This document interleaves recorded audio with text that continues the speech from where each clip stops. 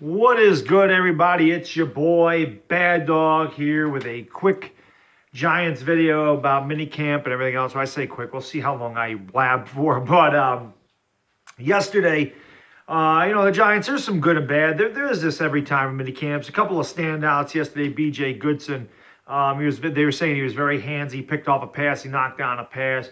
Antoine Bethea looked good as well on the defense.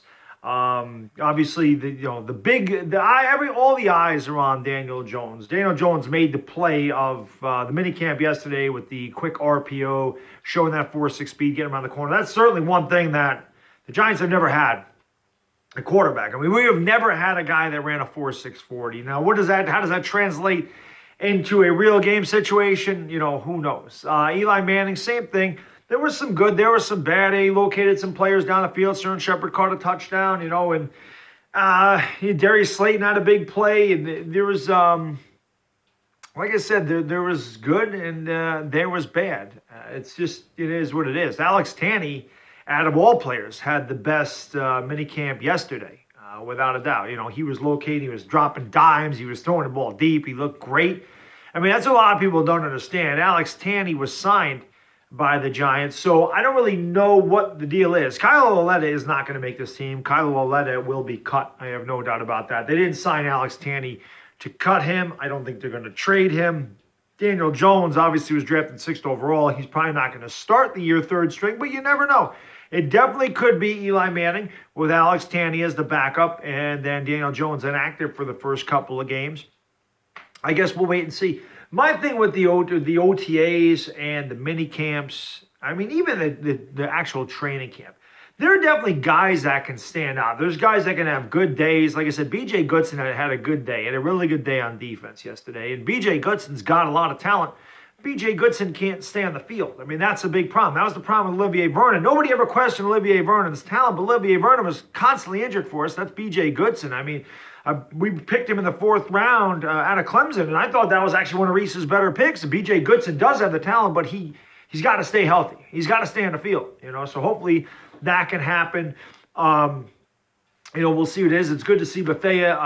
Bethea and Janoris Jenkins, they're going to be the leaders of that defense. They got to get all these young guys. We got such a young secondary, and it's exciting to think of the prospects of the young secondary. Julian Love is obviously going to fight for the nickel corner spot, and DeAndre Baker and Sam Beal are going to fight for a spot as well, and it's going to be very interesting. Going to be a lot of good competition going on in training camp and during the preseason, obviously. But what I'm wondering, and what I've always had a hard time understanding, because you are scrimmaging against one another. When a quarterback makes a really good play, is it good on the quarterback? Is it bad on defense? Like when Daniel Jones ran the RPO and fooled everyone on the defense, is that because Daniel Jones made a really good play, or is that because the defense was confused? And I remember last year, I don't even remember the backup Patriots quarterback. I don't remember the name of this guy that ran for an 85-yard touchdown against us in the last preseason game. 85-yard touchdown. The backup quarterback for the New England Patriots ran for an 85-yard touchdown. The Giants, since I can remember in recent years, have always struggled with that RPO. So again, is that really good by Daniel Jones? Is it really bad by the Giants defense? When the Giants defense makes an interception, they knock down a pass, is that really good on the defense, or is it really bad on the quarterback? I have a hard time. I mean, obviously you'll see standouts at training camp. You'll see standouts in the OTAs and the mini camps and everything else. But until we play against another team, I've always had a hard time deciphering, is this a good thing or is it a bad thing? Is it a bad thing on the defense when the offense performs well, or is it good on the offense? I guess if you're pessimistic, you're going to say the defense has to get better.